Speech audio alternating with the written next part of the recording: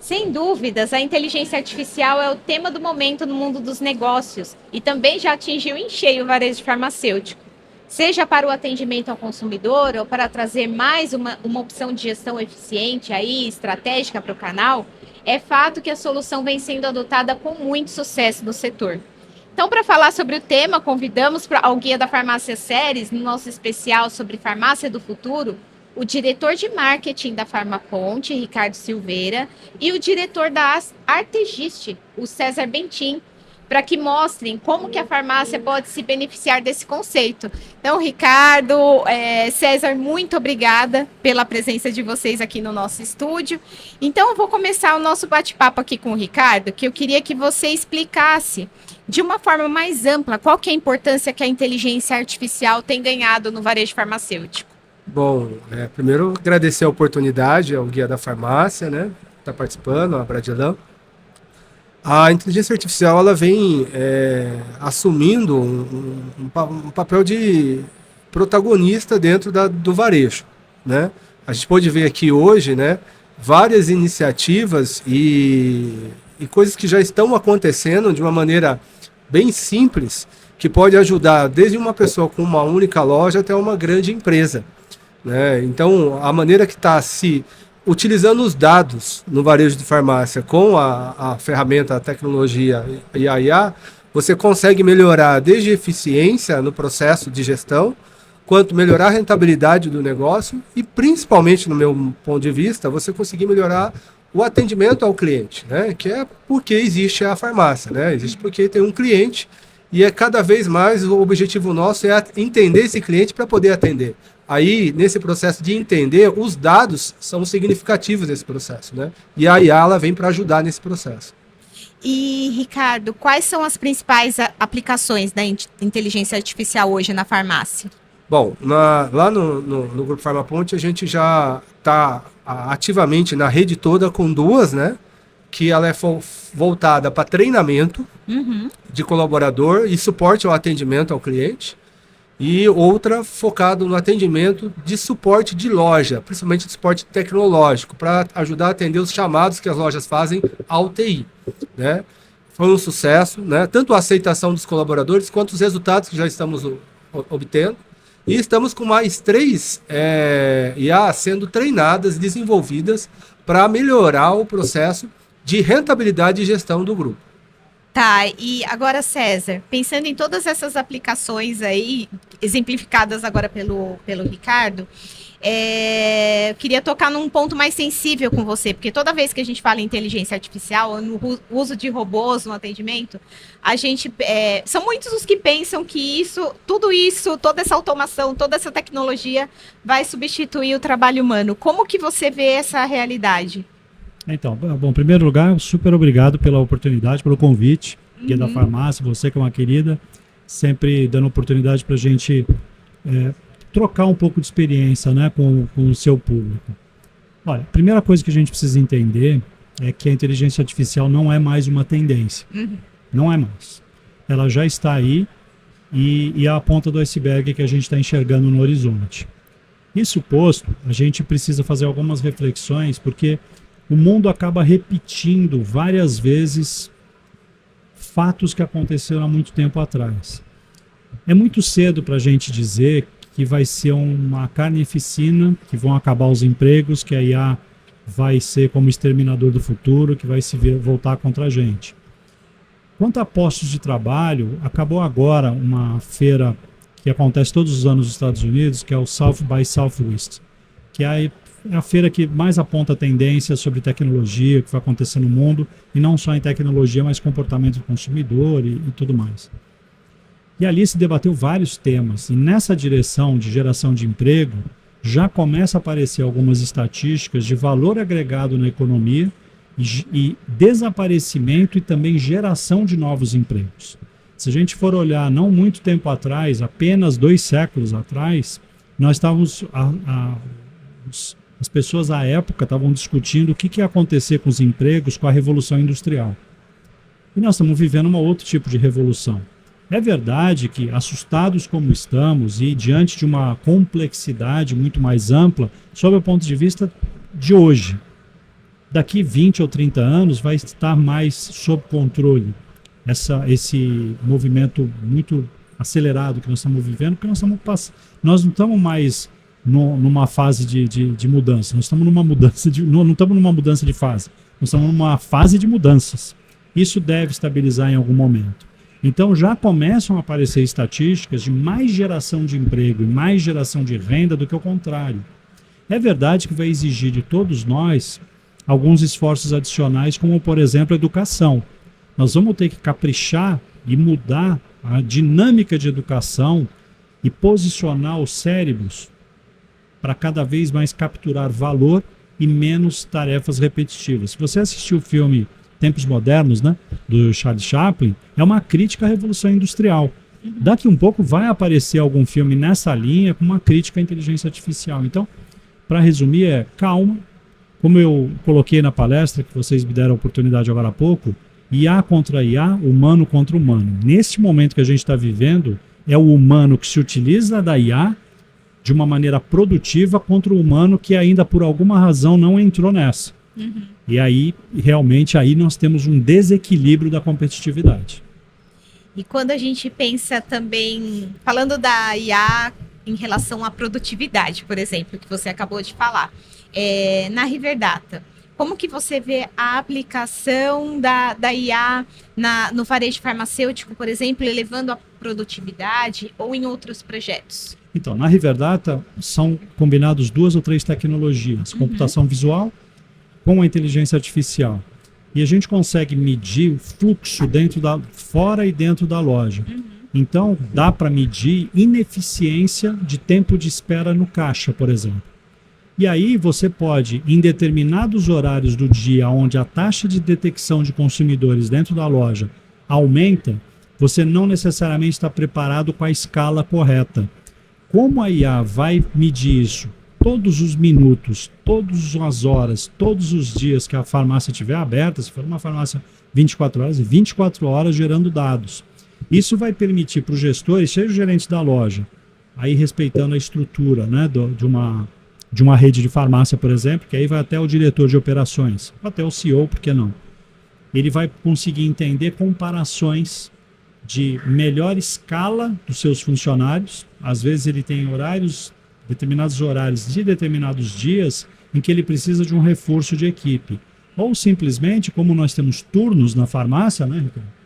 Os turnos, você pode desafiar uma equipe em detrimento à outra em termos da produtividade que aquela equipe entrega. Então, tendo esse olho dentro da farmácia, com essa capacidade computacional gerando insights, fica meio óbvio que vai se gerar uma série de indicadores para os próprios gerentes da loja passar a gerir a equipe dele com dados. Porque muitas vezes, várias pessoas do varejo me falam, olha, um dos gargalos que a gente tem de tomada de decisão, além do turnover, que é um problema seríssimo, é quando o gerente de loja pede mais funcionário. E ele não tem elementos para comprovar que ele precisa de mais funcionários. Às vezes é uma loja rentável, está tudo certo, mas fica a sensação de que poderia entregar mais. Com a aplicação desse tipo de tecnologia, tem um dado, não tem mais uma percepção. Então a assertividade da decisão, ela cresce. Tá, e Ricardo, você falou até no começo da entrevista um pouquinho da experiência da Farmaponte com a inteligência artificial no setor de atendimento, né? Como que tem sido os resultados posso chamar desse projeto, dessa ação de vocês, e que outras aplicações vocês veem no futuro da Farmaponte usando a inteligência artificial? Então, a gente já começa a colher, né? A gente está com um projeto fechando o primeiro trimestre de 2025, né? Já com alguns dados, assim, aquilo que muito que o César falou, do que lá atrás a gente falava que era o feeling, né? Hoje a gente vê o fato através do dado, né? Então, uma coisa que a gente observa lá, né? A gente consegue, pela percepção, ter um melhor atendimento, com mais rapidez e principalmente um suporte, né? O César comentou na fala dele da questão do turnover. Isso é uma dor do varejo hoje, né? E um desafio nosso é além de contratar, reter, é treinar. Então a gente ganhou muita velocidade e suporte para o recém-contratado para ajudar, mesmo no atendimento básico. Por exemplo, como vender um cosmético, entendeu? Ou que tipo de pergunta fazer para o cliente, entendeu? Então a ferramenta para treinamento, onde simula isso, você acelera o processo de treinamento. E ao mesmo tempo você tem um suporte que a pessoa pode contar ali caso ela não tenha alguém mais experiente na loja para ajudá-la. Tá? Esse é o primeiro ganho que a gente tem. O segundo é que na IA do suporte a gente está conseguindo vencer uma dor que a gente tinha, que era a rapidez do atendimento. Hoje no Grupo Farmaponte nós temos 130 lojas, né? São mais de 20 mil atendimentos dia. Então quando tem um problema de tecnologia na loja, possivelmente a chance de acontecer em várias lojas ao mesmo tempo é grande, né? Sim. Então eu preciso ter uma equipe rápida para dar esse suporte. Agora, quando você fraciona os problemas, você vai ter problemas simples, fáceis de resolver e problemas complexos. Então, com a IA, os problemas simples e fáceis, ela já resolve de uma maneira rápida e fácil ali. Então, com isso, eu tiro parte do chamado e fico com os chamados mais complexos, onde eu preciso de um estudo maior para resolver. Então, a gente ganhou muito em produtividade, agilidade e já tem até feedback positivo de cliente dentro de loja.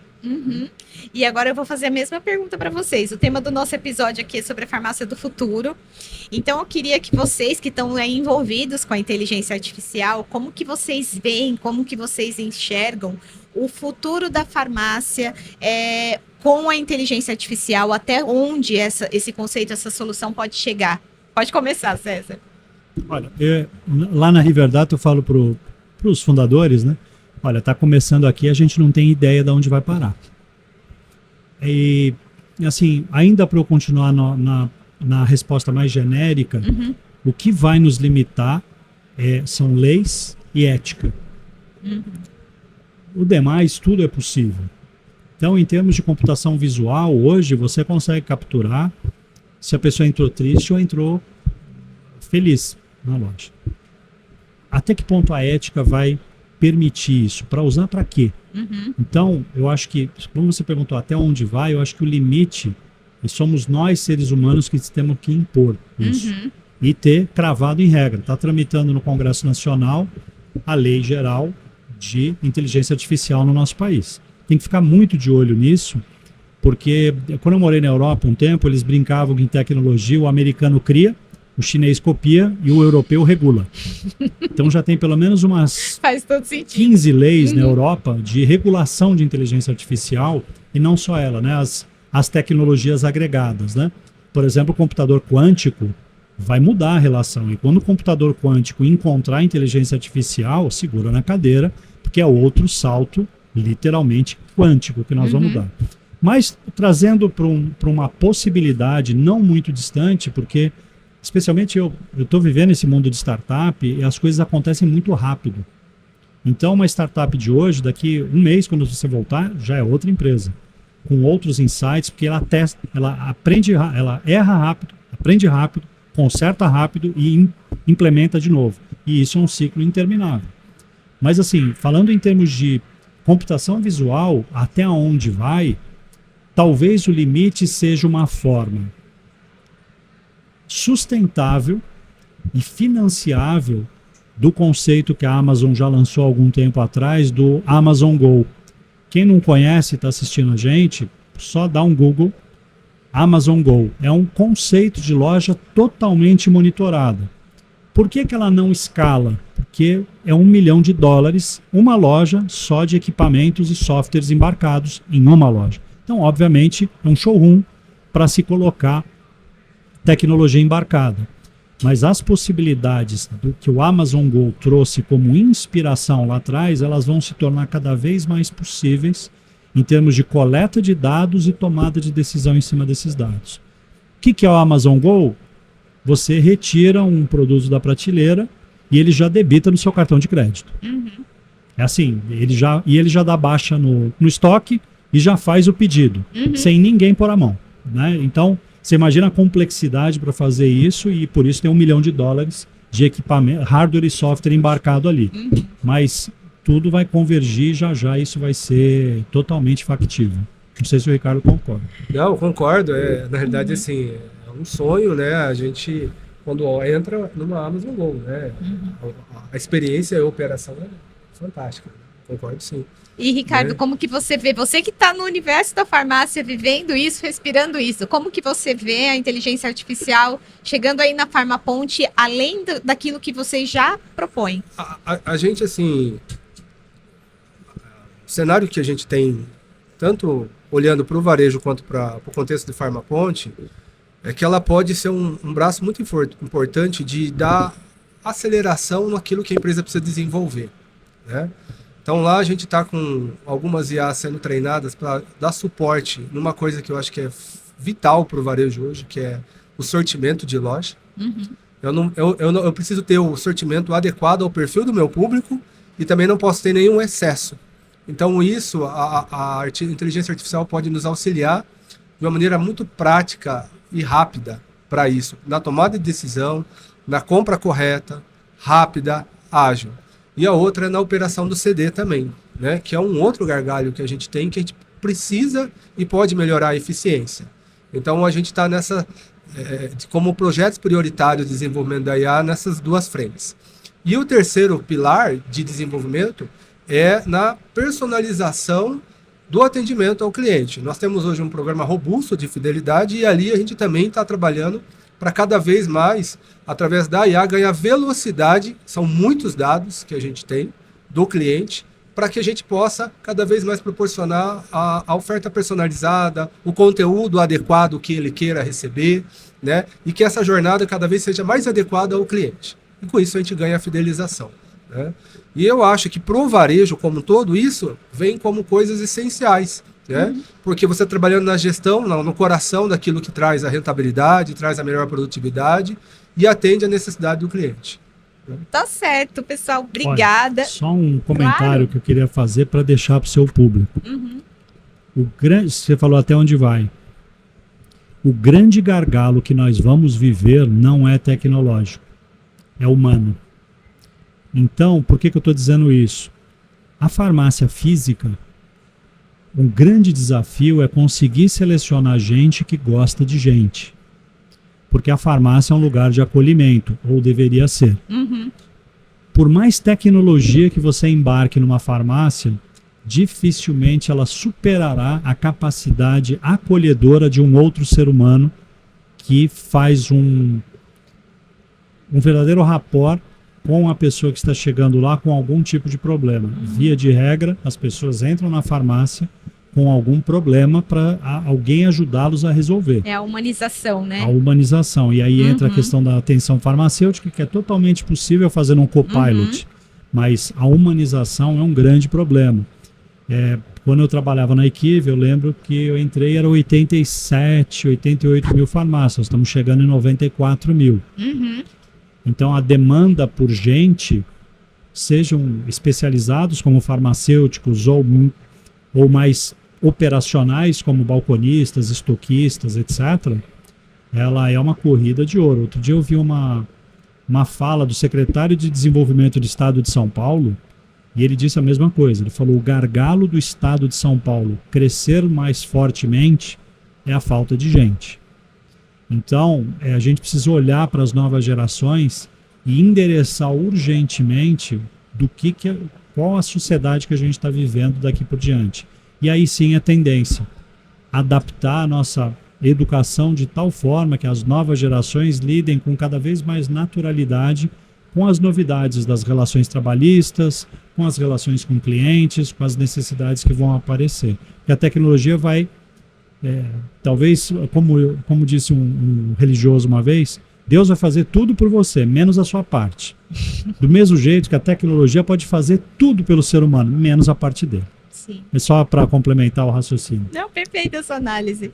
Não, isso que você falou é tão verdade, César, que nós nos deparamos ano passado em atrasar meses de abertura de loja por não ter equipe.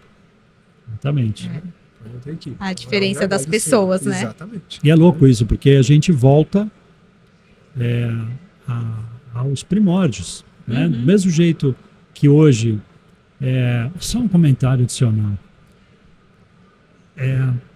nós temos a IA, mas tem os data centers, que já são dos maiores consumidores de energia do mundo, os data centers. Uhum. E ele precisa de combustível fóssil ou de energia renovável. Mas a quantidade de energia necessária para essa festa toda acontecer depende em grande medida da natureza. E aí o ESG, tão discutido por aí, ganha muita importância. A questão da sustentabilidade. Eu falei aqui do ser humano, que pode ser, é o S da equação. Uhum. E a questão ambiental é fundamental. São e tudo muitos isso com desafios. governança, porque senão a conta não fecha em muito pouco tempo. Muitos pontos a se pensar, né? Exatamente. Mas muito obrigado e pelo evoluir. espaço. Não, obrigada a vocês, obrigada a vocês. E se você quiser saber mais sobre a farmácia do futuro, fique de olho nos próximos episódios do Guia da Farmácia Séries. Até lá!